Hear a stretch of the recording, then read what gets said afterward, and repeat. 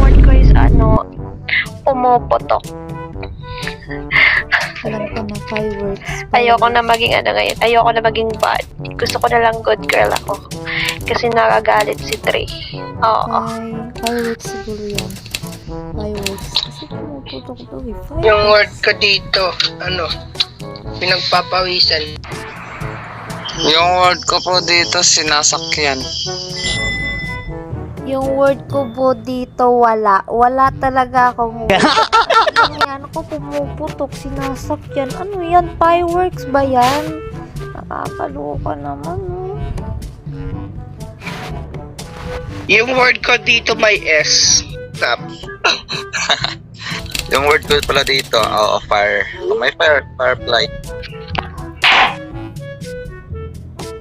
Fireworks siguro yan kasi with S.